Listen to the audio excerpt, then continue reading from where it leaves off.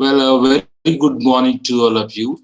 In this lecture, I'll talk about some other concepts apart from the concepts, terms that we discussed in the earlier lecture. I've given examples and I have discussed that the videos are uploaded.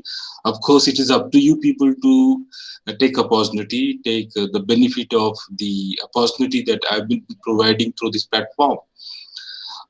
Here, I'll talk about atmosphere now. Now, what we use the term atmosphere in our day-to-day life as well, in terms of our geographical conditions. But here, by atmosphere, means in literature, I mean to say, we mean the overall mood of a story, the overall mood of a poem or any other literary work. So it refers to mood. Okay, means it is something readers can't quite put their fingers on, means can understand easily.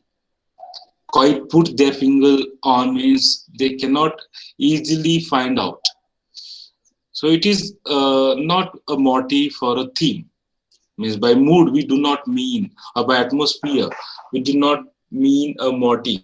A motif is a recurring theme, or we do not mean a theme in simple words. But we feel it. It is a feel that readers get as they read a particular story, a particular poem, or a particular piece of literature. So by atmosphere, we mean this. A feel. When you know, miss, how do you feel? We say, oh, I'm feeling awesome. So that kind of feel, or feeling very bad. Whatever feeling you have. So the feel is important.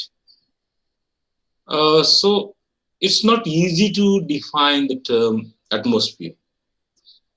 But as I said, when you read something, when you read a poem, when you read a story, when you read a novel, when you read a drama or a one-act play, a literary essay, then time you know what is that exactly, what an atmosphere is.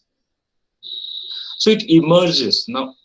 Atmosphere, although it cannot be defined easily, it cannot be explained easily, you will have to understand that atmosphere is something that we feel when we read a novel, when you read a story.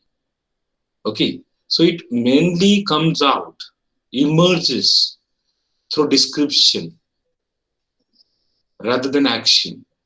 Now, plot is a systematic arrangement of the action, the events.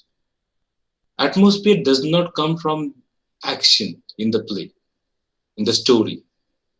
It comes out, it emerges through description, the way the author, the poet describes that action. Okay, and therein you can feel the overall atmosphere of that particular work. So it is not what people do that creates an atmosphere. Means it is not action that creates atmosphere. What the characters, people means here, the characters in that particular story. Atmosphere is something, the settings and environment that stage what they do. So atmosphere is related to the settings and environments. It is not in action. It is in the description, in the environment that focuses on what they do. So in other words, atmosphere in literature is mood or tone of a work, and it is often associated with setting. Setting is the time and place of action. The time and place, not action itself. Where does the action take place? When does the action take place? That is what setting is. And atmosphere is associated with setting. It is associated with the time and action of that particular story. But along with this time and place, along with the setting, atmosphere can also be established by action or dialogue. Now you can have the example. Of course, each and every story, each and every play, each and every poem has this atmosphere. Now, when we talk about Edgar Allan Poe's The Fall of the House of Usher and James Joyce's Araby, these are very good examples of atmosphere. The atmosphere is created early in the works and it remains, it pervades throughout the story. That remains. We can say very serious atmosphere. Okay, the mood is very serious, a light mood.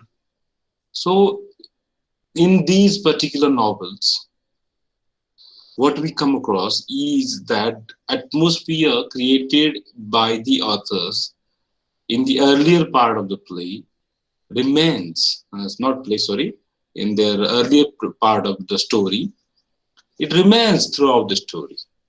Okay, this is how we understand the term atmosphere. Fine? Give me a minute, please.